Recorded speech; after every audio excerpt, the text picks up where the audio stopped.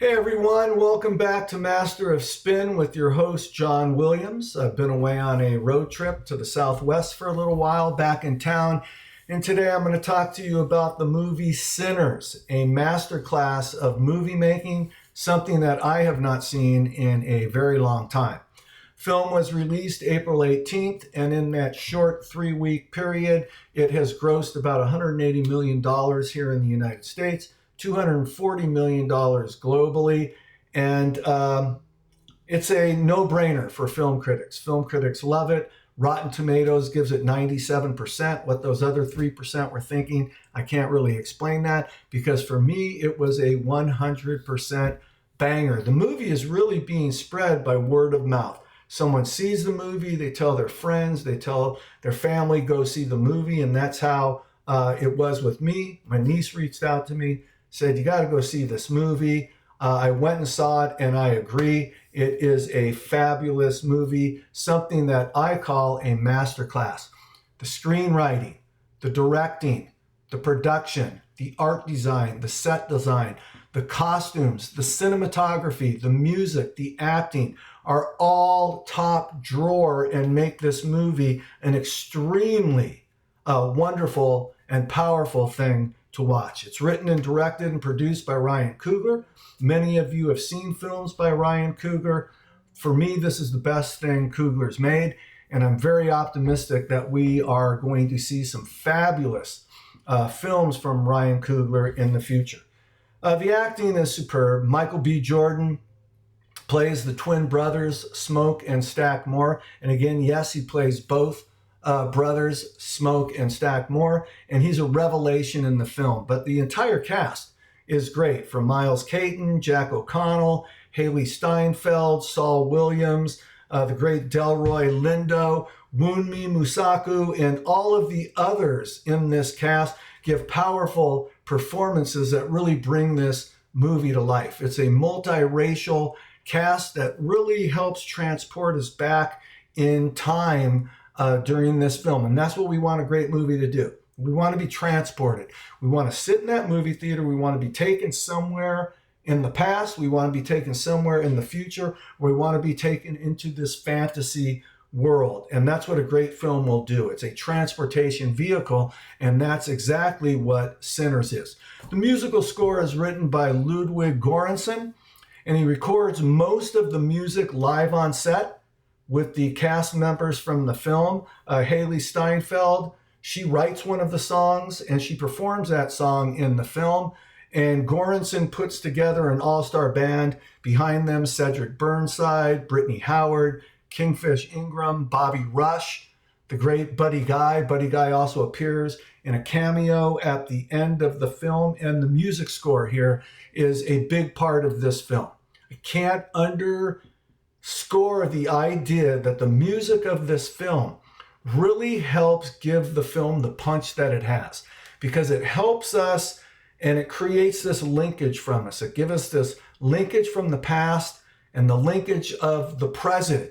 And we can see through the score of this film this wide history of American music, and it makes a lot of sense to people where we are today and where we came from. So hats off to Ludwig Göransson, a great music score that really helps make this film very powerful. Now, you're going to notice from time to time that I'm going to put my head down and I'm looking at some notes that I take, because I like to do some work beforehand. I like to write some things out, map some things out, so what I say isn't just off the cuff, and that hopefully it makes some sense to you.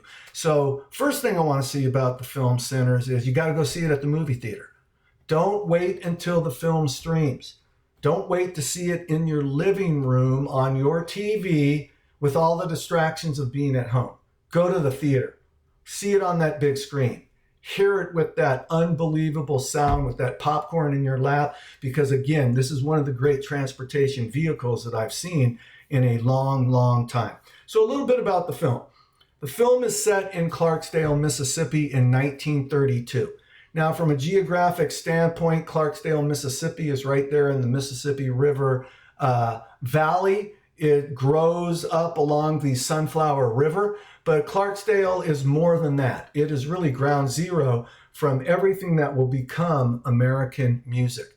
It was in Clarksdale, Mississippi, that we have the folklore of Robert Johnson selling his soul to the devil at the crossroads of Highway 61 and Highway 49. And even though there is some dispute whether or not that was the actual crossroads, there are a couple other crossroads where people say it could have happened. We have the big sign in Clarksdale, 61, 49, and crossroads written over it. But this historically is important because Robert Johnson sells his soul to the devil in return for the ability to play the guitar, write songs, and sing songs. Robert Johnson recorded 29 songs, and those 29 songs became the blueprint of all music that comes after it. Certainly the British invasion of the 60s, the rock explosion of the 60s is all tied directly to the great Robert Johnson. 29 songs, again, the blueprint of all future music. Robert Johnson tragically dies at age 27, and that's the price he paid for his musical ability. He had to pay that debt back to the devil. But Clarksdale is the birthplace of so many more. It's the birthplace of Son House, Muddy Waters, John Lee Hooker, Pinetop Perkins, Ike Turner, Sam Cooke, Jackie Brenston. Ike Turner writes, plays, and records with Jackie Brenston the song Rocket 88 in 1951. And that song is considered to be the first rock and roll song. So again, Clarksdale, Mississippi, in the lexicon of American music, is hugely important. And I think Muddy Waters probably said it best. He said, the blues done had a baby, and they called that baby rock and roll. But don't let the word blues fool you. Blues isn't only the music of poverty, of sadness, of sorrow, of oppression and heartbreak. It's also the song of optimism, of hope and sincerity. So out of the blues grows so much of the music that we listen to today. Clarksdale, Mississippi is a plantation town.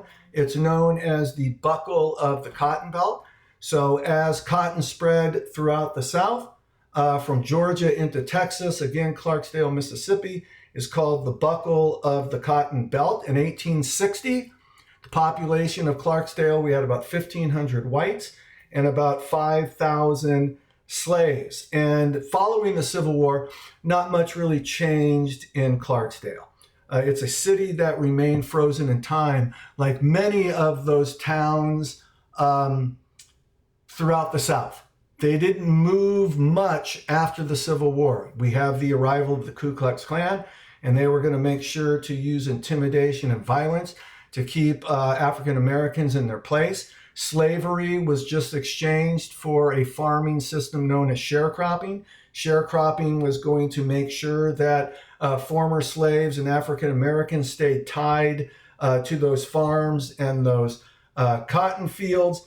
And as the century unfolded, we have Jim Crow laws that began to segregate white people and black people throughout the South. And in 1896, the court case Plessy versus Ferguson made segregation in the United States legal. So we have, by 1900, legal segregation.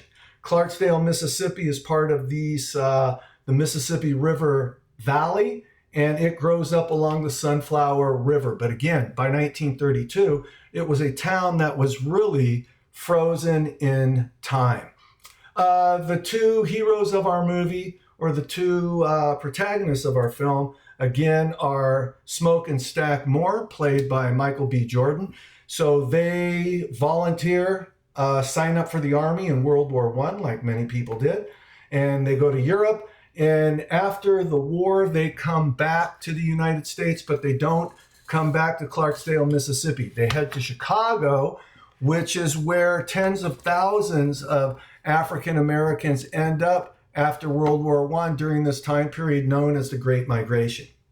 You have these industrial cities in the north like Milwaukee, Detroit, Chicago, and in the 1920s, African Americans begin moving out of the South for opportunities for better jobs, better housing, and better schools. Oftentimes, they're going to find the oppression of the South just looks different in the North, but there's still some oppression. But in this case, the two Moore brothers go to Chicago. They work for the outfit, which is what we call the mob in Chicago. Ultimately, they're going to steal some money from the outfit, and they're going to come back to Clarksdale, Mississippi, with the dream of opening up a juke joint. So let me pause for a second and tell you what a juke joint is. As music became more popular in the 1920s, 1930s, and even into the 1940s, there weren't many avenues for rural, poor blacks to go see music. So these juke joints begin to surface. A juke joint could be in somebody's living room. It could be in the storefront. It could be in a barn. It's a place where poor rural blacks could go, and for a small fee, they could go and hear live music. They could drink. They could gamble.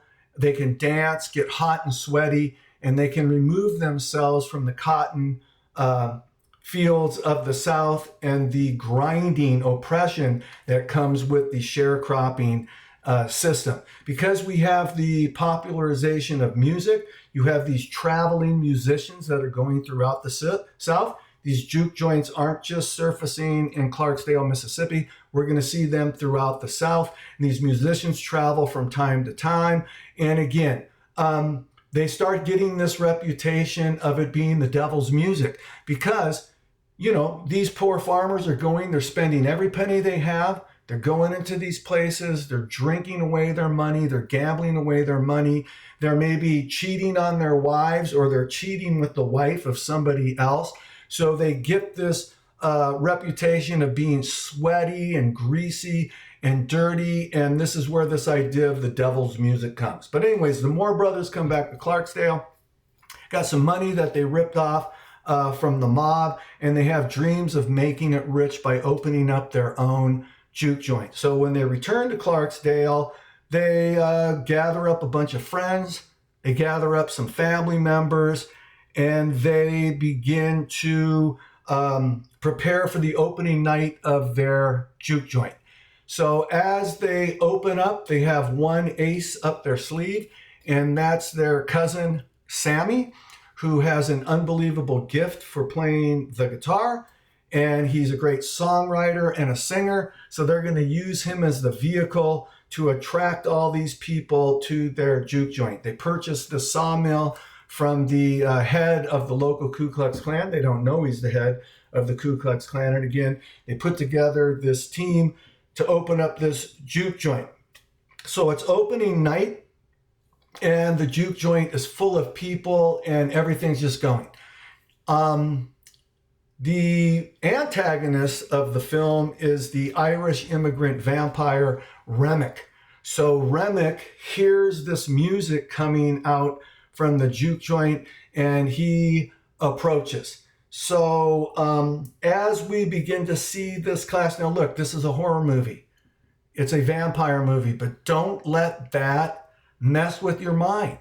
It's a historical film, right? It's set in 1932. It's a horror movie with vampires, but this is not your daddy's vampire film.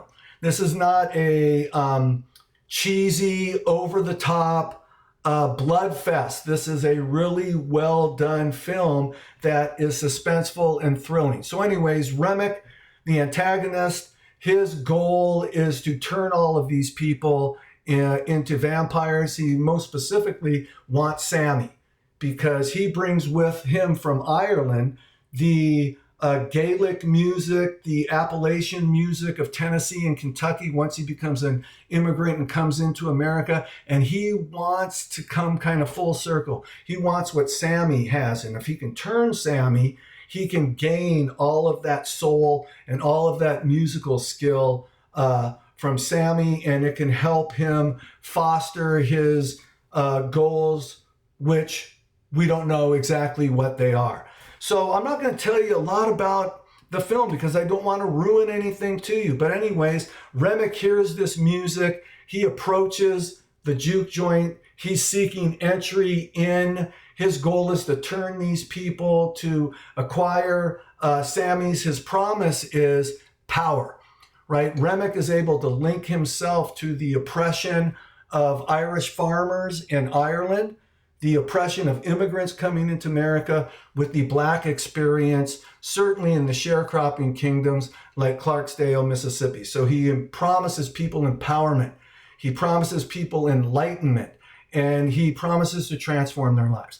So I'm not going to get a lot into the movie because I don't want to tell you there's a couple great scenes in this film that I want to talk to you about, but I don't want to tell you about it because I want you to be blown away like I was. And again, there is this sense during the film that you're watching that you get this linkage from everything musically that came before 1932, everything that came after, to the music in the present.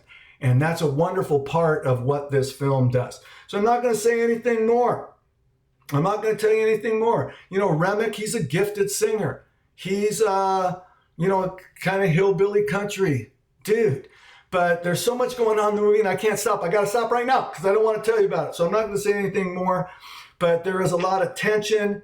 It becomes clear at some point that, there's only going to be so much you can do. You're going to need garlic. You're going to need some silver bullets. You're going to need some wooden stakes. You're going to need sunlight to be able to ultimately overcome what it is that the vampires are trying to do in this film. It's suspenseful, and it's a thrilling joyride of a film. So I'm not going to give away any spoilers. I'm not going to talk about my favorite scenes. But again, as a movie lover for my whole life, it's a 5 out of 5. It's a 100% A+ movie. So go see this movie. It's so good on so many levels that it will reignite your love of going to the movies. Not only just seeing a movie from the comfort of your living room, but the whole ritual of going out to a motion picture. And this is a film that will help you connect your past to your future. You may not even realize it, but you love historical films. You love the blues. And if you don't know you do, go and see this movie because you will be forever changed for how you think about history and how you think about blues music. That's all I'm going to say today. It's a great film. Go see the movie Sinners. As always, be kind to yourself. Be great to your neighbors. Do something for a stranger without seeking reward. Don't let the darkness take away your light or the haters bring you down. Till next time, peace, love, and music, people. Later.